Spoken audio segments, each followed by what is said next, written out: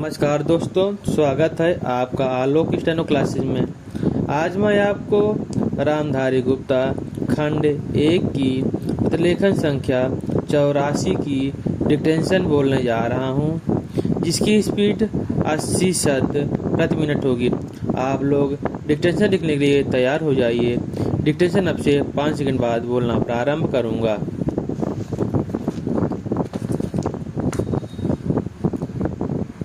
Dictation लिखना प्रारंभ करें। महोदय, पिछले कुछ वर्षों में सभी राजनीतिक दल किसी न किसी तरह से जनता से दूर हो गए हैं। आज हम और आप दोनों को अपनी जड़ों को फिर से जमाना होगा। जनता से प्रेरणा लेनी होगी। हमें जनता की आकांक्षाओं, उसकी मांगों और उसकी आवश्यकताओं के अनुसार चलना होगा। अपने देश के विशाल आकार के कारण यह बहुत बड़ा काम है, लेकिन उस आदमी के लिए कुछ भी असंभव नहीं जिसने कुछ करने के लिए कमर कस ली हो। कुछ देशों में लोग चढ़ने के लिए पहाड़ों की ऊंची से ऊंची चोटियों की तलाश में रहते हैं, ताकि उनके मन और काम की चुनौतियों का समाधान हो सके। कुछ दूसरे छोटी छोटी नाव में सागरों और महासागरों को पार करने के लिए निकल पड़ते हैं।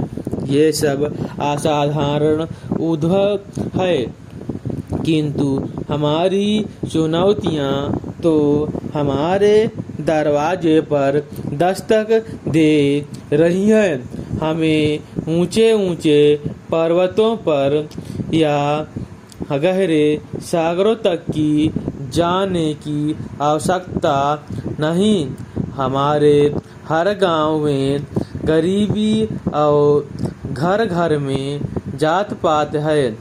ये वे पर्वत हैं जिन पर हमें चढ़ना है, और ये वे महासागर हैं जिन्हें हमें पार करना है। मुझे मालूम है कि हम में वह शक्ति है। मैं जानती हूँ कि हम में क्षमता है। केवल प्रश्न है करने का, और आशा करती हूँ कि यह सम्मेलन उस दिशा में ले जाने वाला एक छोटा सा कदम होगा। आदमी के चंद्रमा पर पहुंचने के बाद किसी ने कहा था कि वह कदम रखने वाले के लिए छोटा सा कदम है, किंतु मानव जाति के लिए बहुत बड़ा कदम है।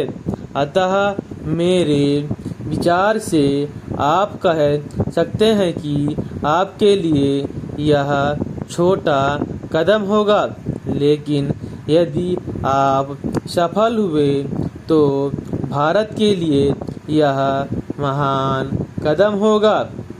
मैं आशा करती हूँ कि आप इसे ध्यान में रखेंगे और दूसरों में उत्साह पैदा कर सकेंगे, क्योंकि किसी भी तरह की उपलब्धि के रास्ते में सबसे बड़ी बाधाओं में से एक है हमारे बुद्धिजीवियों द्वारा, हमारे पत्रकारों इत्यादि में व्यक्त अविश्वास या संदेह वृत्ति।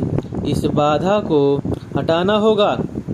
हमें अपने उत्साह को पुनः स्थापित करना होगा, और उससे उत्पन्न होगा वह साहस, धैर्य और संकल्प शक्ति जो उन बहुत सी चीज़ों को प्राप्त करने के लिए है जो हमें प्राप्त करनी ही चाहिए।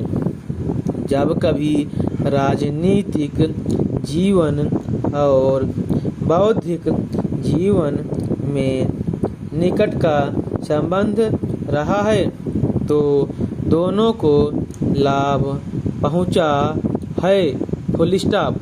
अगर यह डिक्टेशन आपको अच्छी लगी हो तो चैनल को सब्सक्राइब करें और बेल आइकन दबाएं ताकि मेरी आने वाली वीडियो की सूचना आपको समय समय पर मिलती रहे।